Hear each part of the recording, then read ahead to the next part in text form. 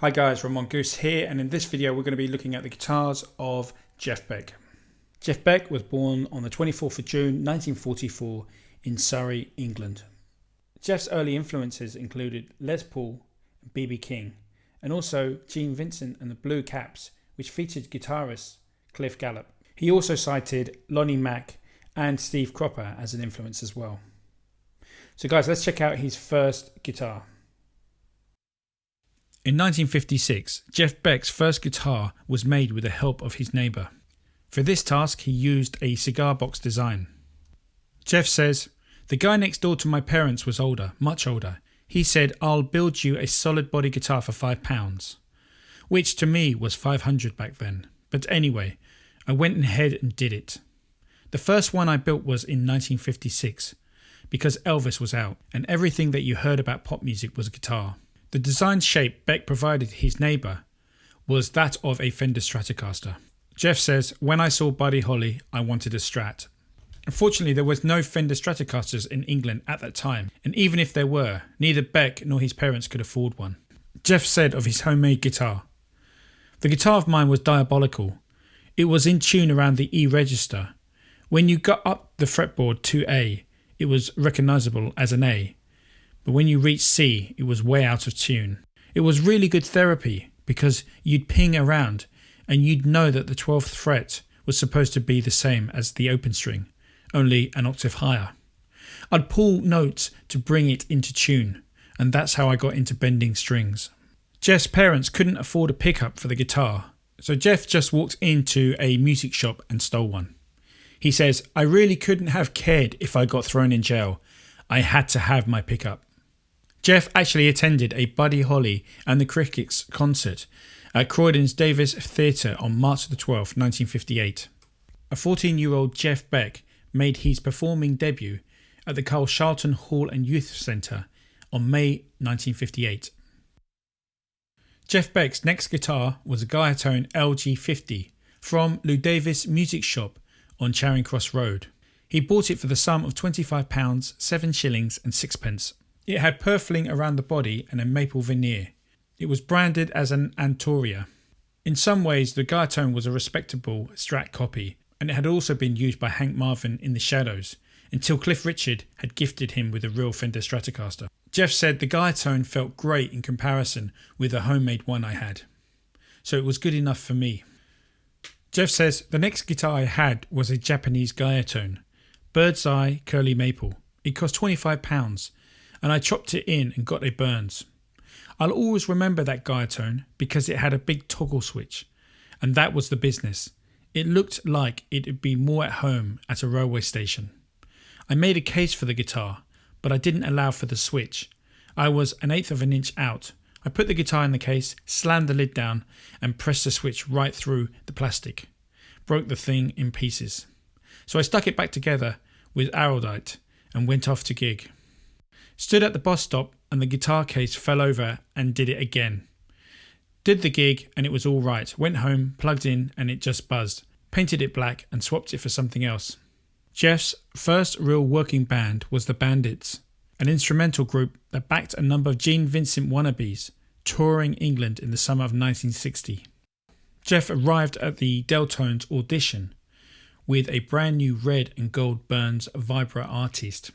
That Burns had about 6 pickups and about 100 knobs on it. Later he said, "I never knew what any of them did." The Burns wasn't one of those filthy things with the long horns. It was kind of stubby, a trisonic with 3 pickups. It really bellowed. It had all of these switches and knobs. Then I realised that a guitar like a Fender didn't need all that crap. The Deltones rhythm guitarist was John Owens, and he owned a white Fender Telecaster. The Telecaster cost him £107. It was a beauty, and I was stuck with this bloody Burns thing. So while I was in the group, he played the Burns and I played the Telly. So I blagged him and borrowed the Fender, and he swapped in the Burns and got a Hofner Futurama. By that time, there was no way he was ever going to get his Telly back. That was my guitar. Actually, I bought the Telly off my mate eventually. It's the one that I gave to Jimmy Page. I used that Telly all through the Tridents, the group he was in before the Yardbirds. And for a while, Owens agreed to swap. though when confronted with the difficulties of controlling the Burns' seamlessly endless knob configurations each night, he asked for his Telecaster to be returned. Jeff was again left with a Burns guitar. Jeff's school friend and Deltones bandmate John Owen bought the guitar for £107 British in 1961. Its original colour was blonde and featured a maple neck and a slab rosewood fingerboard, along with a top-loader bridge, which was a common feature on Telecasters produced from 1959 and 1960. And of course, Fender introduced the slab-board rosewood fingerboard to the Tele in mid-1959. Soon after joining the Yardbirds in 1965, he would use his Tele as his backup. The original white Bakelite pickguard and switch tip crumbled off, and Jeff replaced it with a homemade black pickguard. In 1966, Jeff gave this guitar to Jimmy Page as a gift, and this was for helping him throughout his early career. The Telecaster was undecorated when Jimmy Page received it, and you can hear more about this Telecaster's history if you check out my Jimmy Page Guitars History video, and you can check that out via the link in the description. Jeff replaced the Burns with a Futurama guitar. The advert he saw said, "Go modern, go Hofner Futurama, the world's most advanced electric guitar." It boasted microscopic tuning, a cambered fingerboard and nickel-silver frets, a vibrato arm that flattens and sharpens by half a tone, and 7 tonal changes from the 3 matched pickups, which were instantly selected by 3 simple push-button controls. The Futurama was actually made in Czechoslovakia and imported to the UK by Selmer, hence its inclusion in the Hofner catalogue.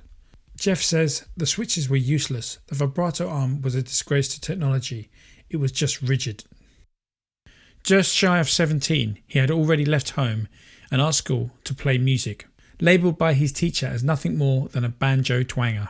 In 1961, Jeff finally scored a real Stratocaster, purchased new with his mum co-signing for the loan whilst playing with the Deltones. After this, Jeff went to his mother after seeing the guitar of his dreams in the window of a West End music store. The guitar in question was a Fender Stratocaster for £147. Jeff thought if he sold everything, he might be able to get the money together to buy this guitar. In the end, he got it on HB, his mother Ethel Beck co-guaranteeing the agreement. Jeff finally had a Sunburst Fender Stratocaster all of his own. The Deltones band morphed into the Crescents, but Jeff decided to leave them when the band folded in 1961. Jeff painted his Sunburst Stratocaster red, and then he painted it white. And in this photo we can see Jeff with his 1960s Fender Stratocaster, which originally would have been Sunburst. Ultimately, he threw it off his bed, where it split in 2 down the middle. He eventually sold the Stratocaster for a car.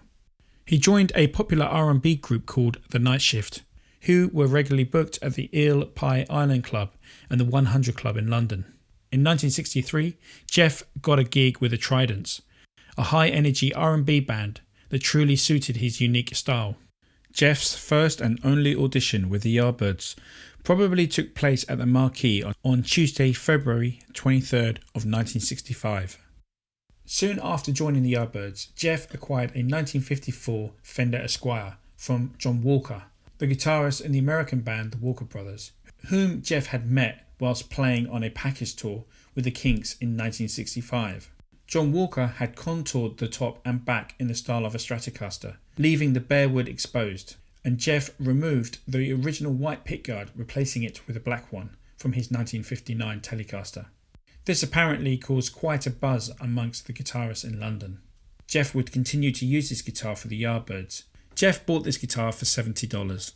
Around this time, Fender were releasing Telecasters with rosewood and maple necks. However, Jeff preferred the all maple necks. This guitar became Jeff's favourite guitar, and he used it on all the early Yardbirds songs. When I first joined the group, I was using Eric's old red Tele, which I think belonged to them, and they leased it back to him. Obviously, I wanted my own. Fender had just started making Teles with rosewood necks, but I wanted one with the original maple neck. Thankfully, we'd gone on tour with the Walker Brothers, and John had a maple neck Tele. He wanted £75 for it, which was only £10 cheaper than the new ones in the shops, but he wouldn't budge. So I dug out the money, bought the guitar from him, and I never regretted it. This Telecaster has the serial number 1056 on its neck plate. It was actually a 1954 Fender Esquire, with the absence of a front pickup marking it as such. John had already cut contours into the Esquire's swamp ash body to make it more comfortable to wear. This had a body contour more in line with a Fender Stratocaster. He replaced the scratch plate from white to black and also replaced the steel bridge saddles with brass ones. The Esquire remained at the heart of the Yardbirds sound during his tenure with the band. The guitar was actually stolen for a while on one of the first tours with the Yardbirds, but it was actually recovered a week later. Jeff says you can still find the fingerprint dust on the guitar that the police used to confirm its identity. In 1974, whilst working on the Blow by Blow album, Jeff was contacted by Seymour Duncan, who offered to trade one of his own modified Telecasters for Jeff's Esquire. Jeff decided to accept the deal, wondering why Seymour would offer him a more modern and useful guitar in trade for his old worn-out Esquire. Unfortunately, soon after, Jeff realised the major mistake he'd just made, and to this very day he regrets the trade. Here we have a photo of Jeff Beck with his first Les Paul. Jeff bought the first berth from Selmer's on Charing Cross Road in early 1966 for the price of £175. And as you can see, it's had its pickup covers removed to reveal the double whites. And due to this feature, it's most probably a 59 or 1960 Les Paul. Another interesting feature of this guitar is that it always featured a black pickguard instead of a cream one. In the Yardbirds, Jeff's 1954 Esquire and backup Fender Telecaster was spending more time in their cases, as his new Les Paul Sunburst guitar took greater precedence. Jeff says, well, Peter Green from Fleetwood Mac was using one, as was Eric, so the Les Paul just seemed to be the way to go. Playing it through a combo or bigger amp led to thicker chords. It sounded so rich. In 1968, Jeff completely removed the finish from the top. He did this in order to try and replicate a blonde Les Paul that he saw in a Gibson catalogue. Whilst researching for this video, I found the coolest photo ever. This is Jeff Beck's stripped Les Paul as played by Jimi Hendrix, and obviously Jimi Hendrix has flipped it over. You can see in this photo here, Jimi Hendrix is wailing away on Jeff's stripped Les Paul. On October the 11th, 1968, the guitar was damaged. It was first broken and repaired after a disagreement between Beck and the singer of the Yardbirds, Keith Relf, escalated to such a pitch that Beck, holding the guitar aloft whilst taking aim at Relf's head, thought better of it and simply threw the 59 to the floor. The repaired neck was probably too thin for Jeff's taste, and therefore it was no longer used. Apparently the repairman took out the original PAFs without Jeff's consent. With a new neck fitted to the Les Paul, this guitar became his spare next to his newly purchased 1959 Les Paul, so he could use it within the Jeff Beck group. Here you can see the Les Paul without the pickguard and the switch ring, the large headstock with the flower pot inlay and script logo, and also the initials JB engraved on the 22nd fret, were added to Jeff's first burst when it was broken yet again, and after this he put it away for good. The original Jeff Beck group broke up after its second album, 1969's Beckola. Music journalist Charles Shaar Murray noted, just before hard rock became heavy metal. The beginning of the 1970s started with a completely new Jeff Beck group lineup featuring drummer Cozy Powell, keyboardist Max Middleton, and singer-guitarist Bob Tench. Veering away from hard rock, the band settled on a more jazz-funk sound. After this, Beck teamed up with Vanilla Fudge's rhythm section for Beck, Bogart and r.i.p. A return to heavy rock without the nuance of the original Stewart-fronted Jeff Beck group. However, in 1974 and 75, Beck released the jazz rock fusion album Blow by Blow, which was produced by George Martin. This album found Beck in the top 10 album chart for the first time. It featured the songs Freeway Jam and Stevie Wonder's 'Cause We've Ended as Lovers. Jeff acquired this second Les Paul, which was a 1959 model, in Philadelphia in 1968 from Cheap Trick's guitarist Rick Nielsen. In an interview in 2017, Rick says, "You know, I sold Jeff Beck the second Les Paul he ever owned, not long after 4th of June 1968. I'm not kidding one bit. It was a 59. Apparently it still had the Bixby on it when Jeff received this guitar, but he quickly removed the Bixby. If you look close, you can see where it used to be. I traded a Gibson SG and $25 for it." Jeff used this guitar for only a very short period, as it was stolen from him in the late 1960s. Now guys, there's a photo of a very similar guitar in the Beauty of the Burst book, and it could quite possibly be the same guitar. Other reports say that Jeff paid $350 for this guitar. This guitar featured one zebra PAF in the neck. In 1972, it was stolen during the second Jeff Beck Group tour of the United States. This next guitar is a 1954 Stratocaster. Jeff obtained this guitar when his refinished Les Paul was broken on tour. Jeff used this guitar in the Jeff Beck Group with Beck, Bogart and r.i.p. And here is a photo of Jeff's 1954 stripped Fender Stratocaster. It was used from 1969 until 1977 with the Jeff Beck Group, BBA and Jan Hammer. The guitar was used by Jeff on the Beckola sessions in 1969, and it was used until the mid-70s. It was given a CBS rosewood neck. The Stratocaster can also be heard on the Jeff Beck Group Orange album. Steve Pryor, Jeff's guitar tech, says of the Blow by Blow album, "Everybody assumes that since the pastel portrait on the album cover depicts him playing the Oxblood Les Paul, that's what's used. But much of the album was cut with the Strat. It was a pawn shop beta that he picked up along the way, and it had numerous necks on it. Sadly, that guitar is now in the possession of the Rock and Roll Hall of Fame, because Jeff put it up for a charity sale years ago." In 1976, Jeff received a present from Small Faces' Steve Marriott. It was after a drunken night out, and the Strat he received from Marriott was heavy as hell, with almost a concrete ash body. It bared the serial number 0062.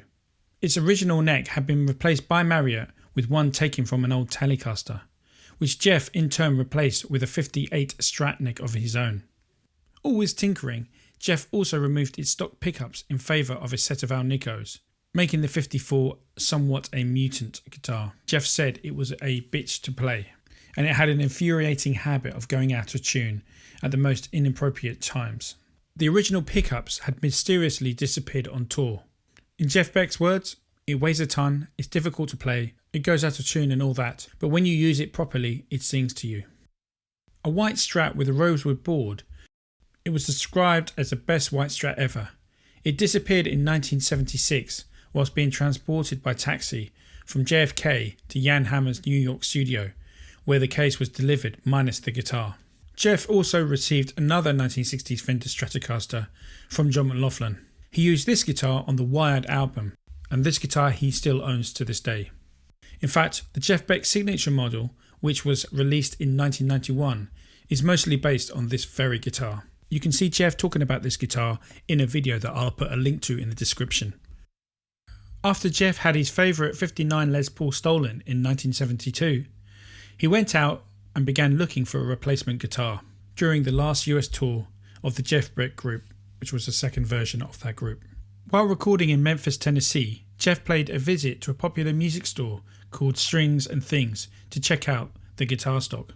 One guitar in particular caught his attention, and this was a 1954 Gibson Les Paul, which had been customised and modified. A previous customer had originally ordered these modifications to be done. One request was that the gold top finish be stripped off in favour of a deep chocolate brown finish, a colour which turned out to exhibit some oxblood tints in certain light. Full-size humbuckers were installed in place of the P90s, and the full and rounded 50s neck shape was made slightly thinner. Also, the original tuners with modern equivalents. The story goes that the original customer did not like the results. This guitar is most often associated with Beck's Blow by Blow. As the story goes, Jeff had initially planned to use a white 1970 Stratocaster with a rosewood board, but the piercing sound of the Fender was so offensive to producer George Martin that Jeff relented and played the Les Paul. In 1974, pickup winder Seymour Duncan gave Jeff a Tele-Gib. This is basically a Telecaster guitar with humbucker pickups installed. Seymour Duncan used a battered 59 Telecaster with a rosewood fingerboard. Seymour bought this guitar in 1972 at a music store in Cincinnati, Ohio, which had suffered from a very badly done refret. Seymour removed it altogether and added a maple fingerboard and routed the Tele for two 59 PAF pickups. These had been salvaged from a Flying V belonging to Lonnie Mack. Damaged when the original covers were removed, Duncan had to rewind both pickups with wire that he found at an auto supply store. This Tele-Gib guitar can be heard on the songs "'Cause We've Ended as Lovers" and "Freeway Jam", amongst others. And even though this guitar sounded better than Jeff's original 54 Esquire, in the end Jeff regretted the swap with Seymour Duncan.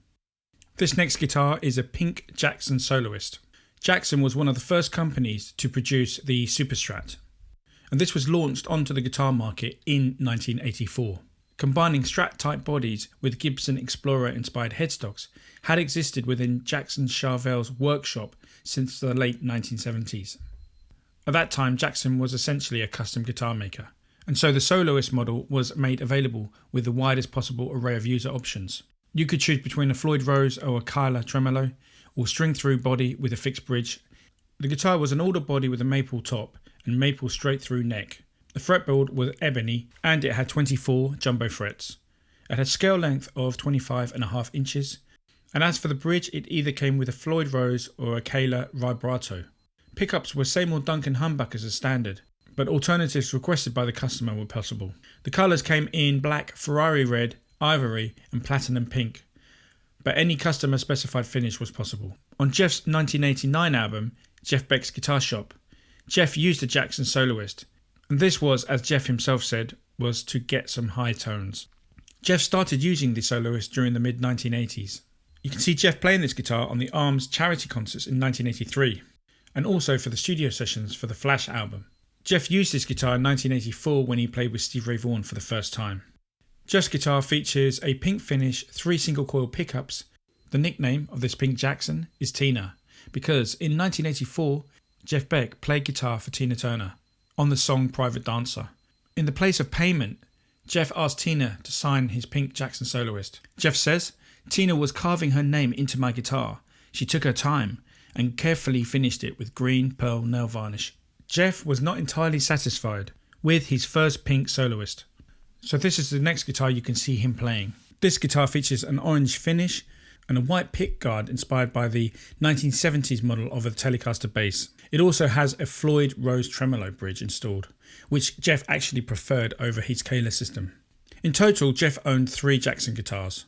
Whilst being interviewed by Guitar World in 1985, Jeff says, "I've got a Grover Jackson, which is pretty nice. It's a bit heavy metal looking, but it's bloody good." This next guitar is a Duo Jet made by Gretsch from 1956. You can tell that it's a 1956 model as opposed to a 1955 model due to its truss rod cover. Jeff's guitar has a fixed arm Bigsby and an aluminium Bigsby bridge. One of Jeff's musical heroes is Cliff Gallup. To quote Jeff in an interview for the Guitar magazine in June 1993, he says, "I used a Gretsch Duo Jet. I knew Cliff used one because there's quite a good picture on the sleeve of the album, Blue Jean Bop. At the time it was a mystery guitar because you couldn't see the headstock. So there were these rumours flying around about what it could be. Once we'd established it was a Duo Jet, we made inroads into getting one. I bought a totally wrong one, a 63, which is now sitting upstairs in my attic. Someone said the one to get was a 56 Duo Jet.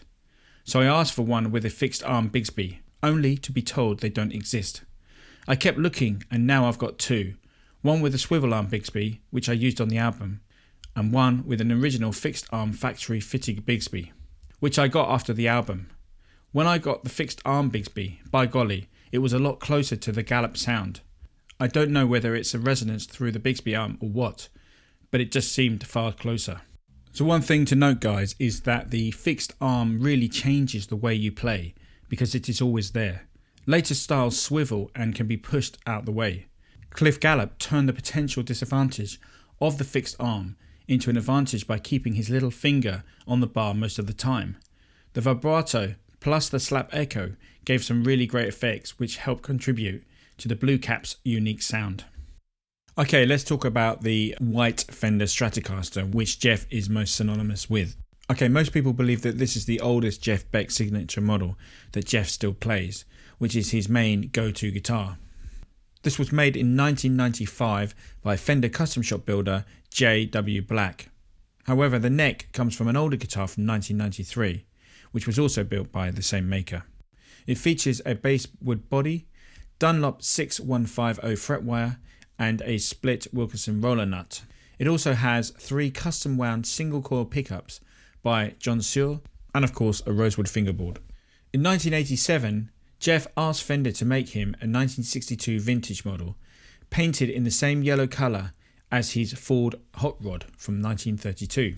This Stratocaster prototype was given to Jeff, and as you can see from this photo here, it's finished in graffiti yellow.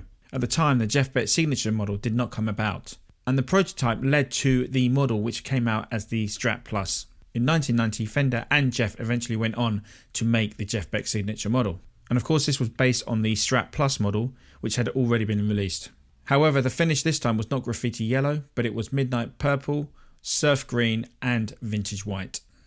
However, the graffiti yellow colour, which was featured on Jeff's original prototype, was not offered. In 2001, the signature Stratocaster was upgraded, and a signature custom shop version was also released in 2004.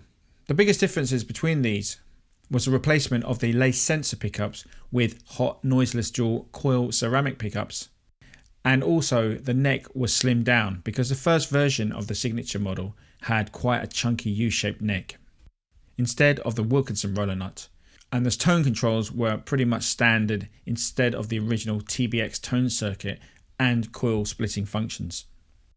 Jeff's guitar tech Steve Pryor says of Jeff's guitar, "The main white one is a 95 basswood body made by J.W. Black with a J.W. Black neck from 1993 and John Searle pickups, which there are really only 2 sets of in existence, the main guitar and then the surf green spare. Obviously Fender would like to get those so they could replicate those pickups because you never get the guitar out of Jeff's hands long enough. But I'm now using Fender Custom Shop Alnico N3 pickups made by Michael Frank Bruin in all the other backup Strats. They're much more true to the Strat-like tone, in that they're Alnico 2, 3 and 5. That's neck, middle and bridge. Although they're noiseless, which we obviously rely very heavily on, he hates that 50 to 60 Hz buzz with single coils. They're probably a bit brighter because the surf gets a quite dark mid-range sound. He likes that brilliance and shimmer he gets from the N3s. John Searle was the original pickup designer for the Fender Custom Shop. He made the best pickups when he worked there as a master builder. So here is what he had to say. It was a dare from Jay Black, who was reworking Beck's 3 main guitars and was having some feedback issues with them. So Jay asked if I could make something, and I said I would give it a go. They are stacks and are very tall under the pickguard. Definitely flat pole pieces flush with the cover, or close to that. 100% handmade pickups, bobbins and all, and the used stock covers. They are dark sounding and warm, which really worked for the gain and brilliance of the amps he was using, making a brittle overdrive sound fat and smooth. Bill Turner then came on board, and Bill Lawrence shortly after was doing some more work for Fender. When I left, after the Fender Noiseless series was created, Beck wanted something more like the prototype sets I built for him, and Bill Turner used the existing new noiseless bobbins to come up with something hotter as a Jeff Beck model pickup. At that point I had one foot in the door. I had assumed Beck had switched to those, but later found out Beck was still using 2 of the original sets for special occasions loaded into pickguards he used for special shows and recording. I might make some pickups like the original Beck sets, but the guitar would need deeper cavities if I were to do it exactly the same, so it wouldn't be easy to market. These pickups have a unique character, and even though Stratty, they are pretty far away from an authentic single coil tone. John Searle says about these pickups, so the first series of the Jeff Beck models were introduced in 1991, and as I said before, it was mostly based on the Strat Plus model and Jeff's old 60s Strat. One of the most famous early signature models is this surf green model, and Jeff obtained Little Richard's name engraved into it, which ended up being split in half after an incident on stage. Jeff had this guitar glued back together, but now he keeps it at his home. From 2001, in Jeff's touring guitars, he uses Bill Callahan's cryogenically treated 250K CTS pots. The second tone control is wired for the bridge and the middle pickups, and the first tone control for the neck. Jeff actually uses the middle pickup quite a lot, and therefore uses a 5-way switch probably more than anybody. Everything is grounded to the volume pot. Black oxide paint is used in the control cavity, and a little extra shielding here and there. Jeff uses Ernie Ball strings 9, 12, 16, 28, 38 and 52. Stevie Pryor, Jeff's tech, says of the Strat's vibrato system, "The Strat's vibrato is also customized to suit Beck's plectrumless technique. It's got 3 of the springs in a fan arrangement from the center pegs on the claw branching out to the outermost on the back of the trem block itself. It's a 2-point vibrato floating, and the bar is bent much more than on a store-bought model. Because the block is kicked up, the arm has to be at a much greater angle." Jeff's original older JW Black guitar has a superficial crack on the back of the neck and plenty of honest acquired road wear. Jeff initially told Jay that he wanted a Strat with the feel and punch of the 54 Oxblood Les Paul, which of course he still has. So the pickups Jeff has in these guitars are pretty unique John Searle prototypes. The resistance of these measures around 10k. And here we can see Jeff playing a reissue 1958 Gibson Les Paul custom shop, and it's got a beautiful stripy flametop finish. Jeff used this guitar at 2 intimate performances at New York's Iridium Jazz Club when he honoured the late great Les Paul himself in 2010. Gibson's entertainment relations staffer Pat Foley details, "The Les Paul he's using on the tour is one we loaned to Jeff for the Grammy Awards last year, and he took a liking to it. It's a 58 custom shop reissue that was one of 2 we built for Mark Knopfler. Mark chose the one he preferred, and this is the other. We built 2 just to let Mark try. He doesn't like flame tops, and neither does Jeff. Actually, so he chose the one that had less flame on it. The one Jeff's using has a push-pull knob on one of the tone pots that splits the rear pickup to make it single coil or a humbucker, and it has a slightly slimmer neck than a standard 58. So it's kind of like a Pearly Gates, more of a 59 neck. So it's kind of a hybrid between a 58 and a 59 reissue." Here we can see Jeff using an ES-175 guitar, and we can see Jeff playing this guitar on the front cover of Rock and Roll Party. Again, Pat Foley says, "The ES-175 is a standard reissue in blonde. Jeff was doing a Scotty Moore tribute and wanted to use a kind of rockabilly guitar. We loaned him a 295 and a 175. And he took the 175, which is on the cover of Rock and Roll Party DVD. This is Jeff with a Fender Custom Shop Relic 51 Nocaster, and it was made in the late 90s. It comes with Lindy Fralin pickups and vintage Telecaster wiring. And it comes with more conventional wiring instead of the Nocaster wiring. The second Telecaster is a 51 Nocaster reissue, which was made for the NAMM show. Here we can see Jeff using a Supra dual tone guitar.